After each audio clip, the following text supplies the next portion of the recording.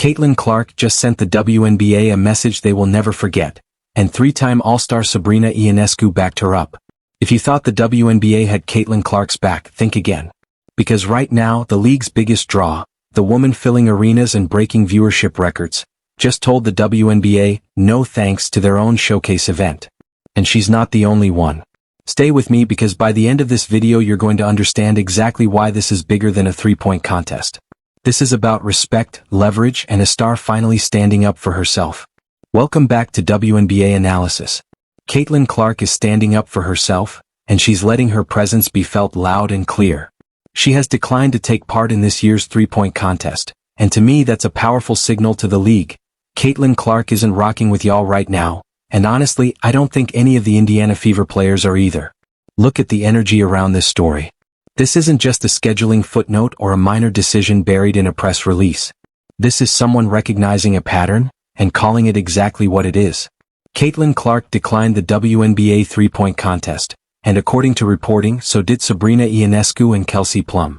Three of the league's biggest stars all said no to the same event. That doesn't happen by accident. ESPN's Alexa Filippo broke this story, reporting that instead of Clark, Ionescu, and Plum, the league confirmed that Kayla McBride was among those invited, and also declined. Here's the exact breakdown of what happened. On Tuesday afternoon, ESPN reported that the WNBA had invited Caitlin Clark, Sabrina Ionescu, and Kelsey Plum to take part in Friday's three-point contest during All-Star Weekend in Chicago. All three said no. Instead, the league announced 6 replacement participants: Aliyah Gray, Nafisa Collier, Marina Mabrey, Ryan Howard, Natasha Cloud, and Bridget Carlton. Now let's be fair, this isn't about those 6 players not deserving their spot. But when you look at who's missing from that list, the optics become impossible to ignore. This announcement landed just days after Caitlin Clark was named Eastern Conference Player of the Week. She had just become the first player in WNBA history to record 45 points and 10 assists in a single game, during a win over Seattle. She also became the fastest player in league history to reach 200 career three-pointers. Her shooting numbers this season are elite. So why would she turn down a chance to showcase that? To a lot of fans, the answer is simple. Caitlin probably turned it down because she knows exactly how the league likes to use her, for views, for ratings, for ticket sales, without giving much back in return. One fan comment put it perfectly, "Y'all not about to use them for views." I know a silent protest when I see one. It's not just fans who feel like this league needs to be held accountable. It looks like Caitlin Clark might be quietly protesting it herself. Another comment that resonated across social media read something like this: "There's no upside for Caitlin joining the three-point contest. It's lose-lose. If she loses, critics call her overrated. If she wins, critics say she's just showing off. She always takes the high road and lets the noise stay noise." That comment captures exactly what a lot of people are thinking. The WNBA has consistently leaned on Caitlin Clark for viewership and ratings. Her games draw millions more viewers than games without her. The league has benefited enormously from her star power. But when it comes to officiating, when it comes to protecting her from physical play that crosses the line, when it comes to properly acknowledging what she brings to the table, there's been a real disconnect. And players notice. Fans definitely notice. Multiple incidents where Caitlin took hard, borderline dangerous fouls with no flagrant calls issued. Situations where opposing players made comments about her that would have drawn fines in most other professional leagues. The so-called dark side controversy, where certain media members and former players openly rooted against her and her fan base. Through all of that, the league's response was at best measured, and at worst completely absent. So when you're asking someone to headline your showcase event and help drive viewership for your All-Star weekend, but you haven't consistently had their back during the regular season, why on earth would she say yes?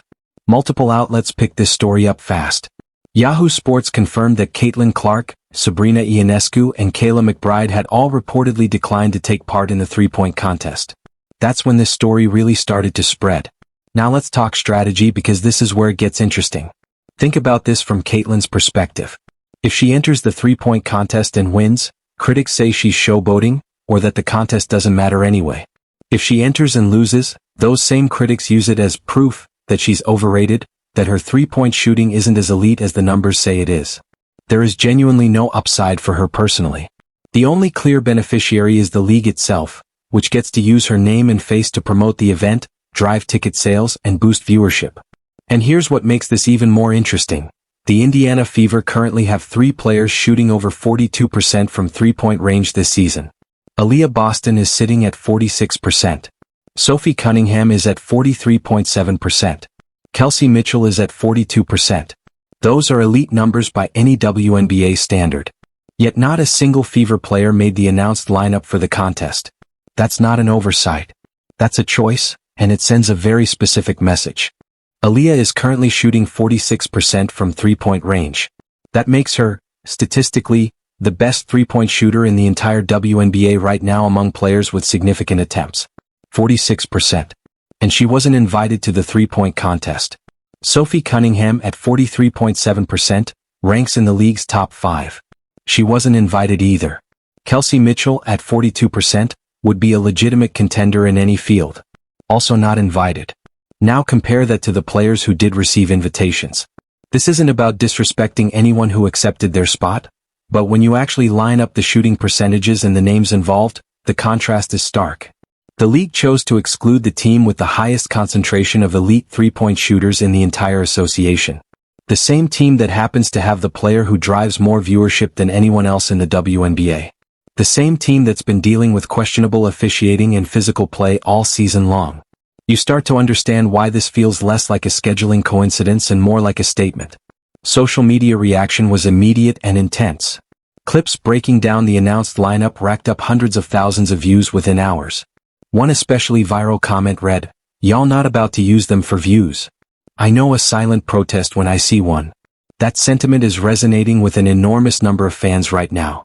Another popular comment pointed out that the Indiana Fever had 3 of the top 4 three-point shooters in the entire WNBA, and that this wasn't a best players selection. It was, in the eyes of many fans, a clear anti-Fever pattern.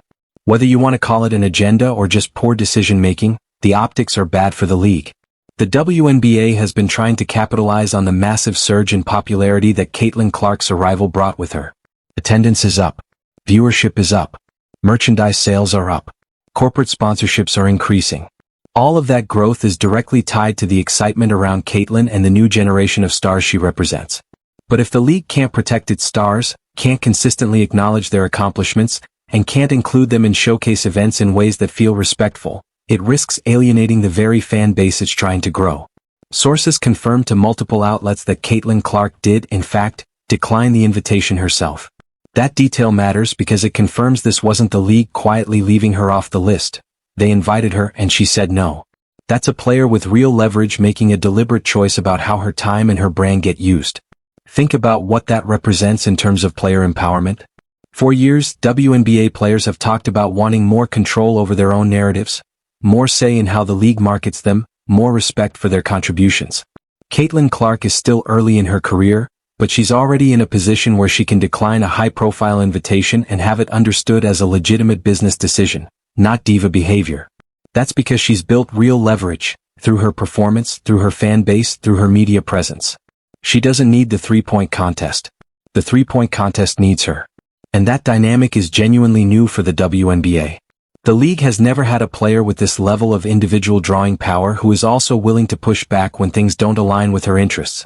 Some people are arguing Caitlin is being petty, that she's disappointing fans who wanted to see her compete, that she's putting her own feelings ahead of growing the game. One critical comment even suggested that with her popularity supposedly slipping, she should want to participate to win fans back. But here's the problem with that argument. Caitlin isn't losing fans. Her jersey sales are still leading the league. Fever attendance is still the highest in franchise history. Her games still draw the biggest television audiences in the WNBA. The idea that she needs the three-point contest to stay popular simply doesn't match what the numbers actually show. And more importantly, that argument misses the bigger point about respect and reciprocity. If you want your players to show up for your events, you have to show up for them during the regular season. You have to protect them from dangerous plays.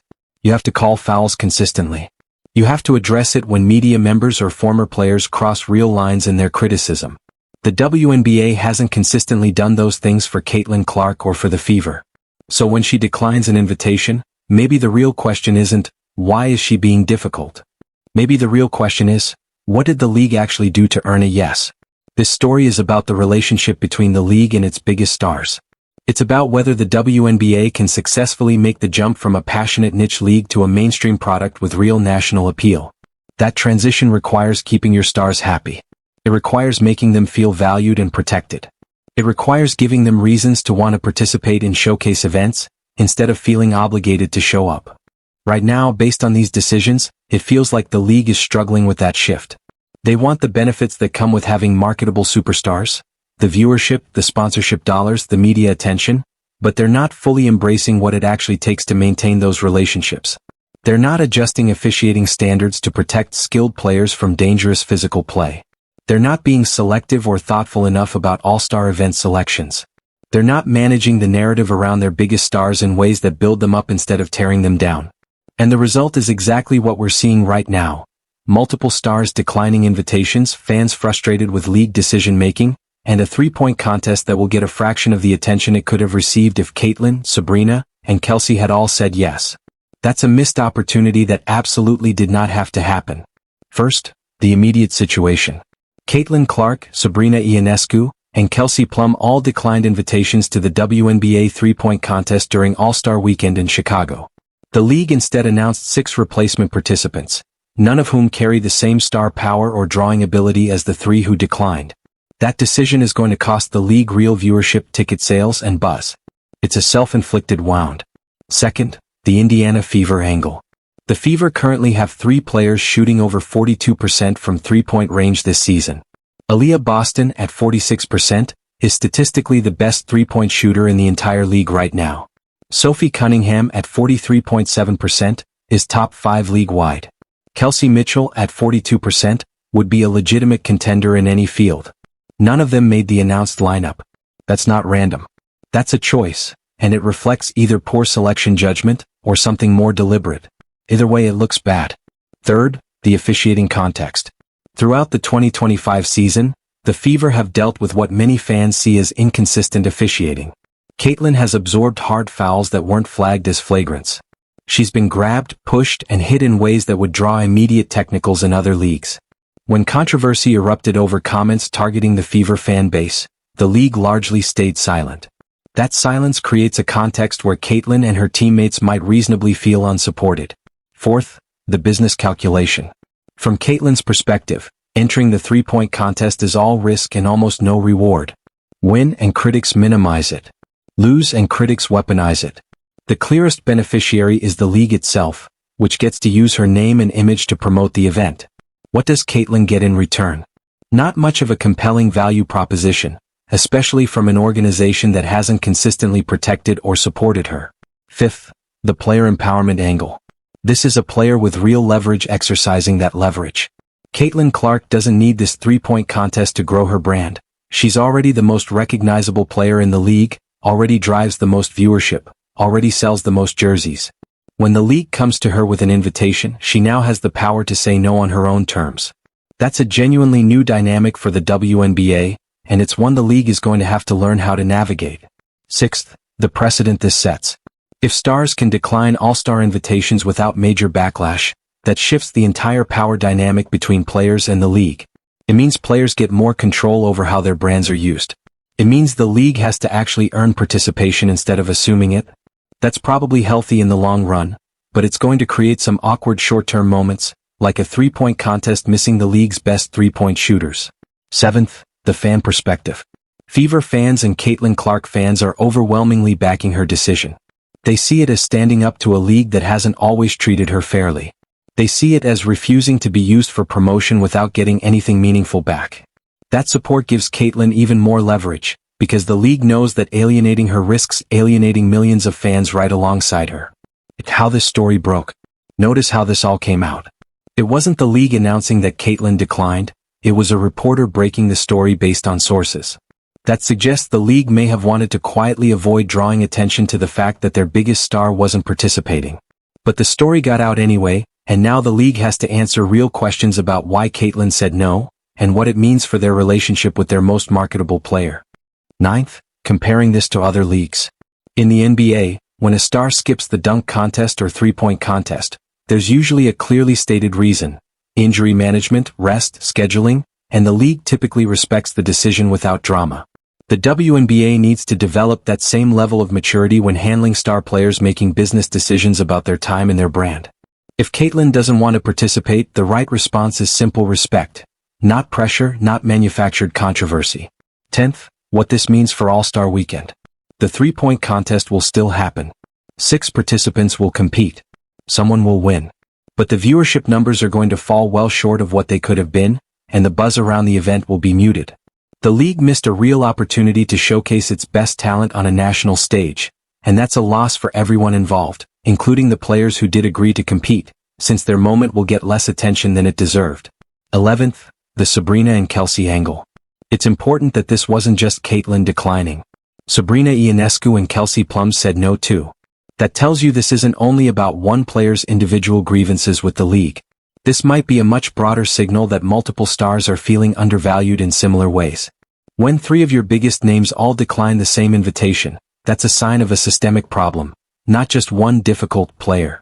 Finally, the path forward. The WNBA has a real choice to make here.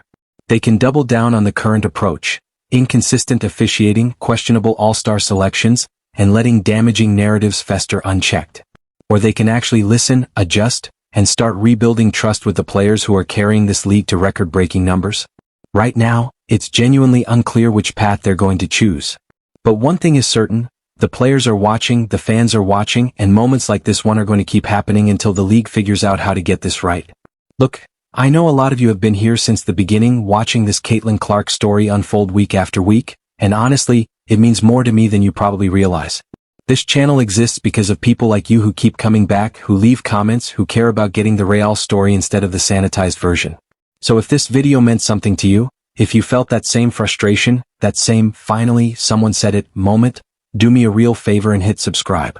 It genuinely helps this channel keep growing so we can keep telling these stories the right way, without cutting corners and without being afraid to call things exactly what they are. Drop your honest thoughts down in the comments. I read every single one, and I mean that. Turn on that notification bell so you don't miss what's coming next, because this story is far from over. This has been WNBA Analysis.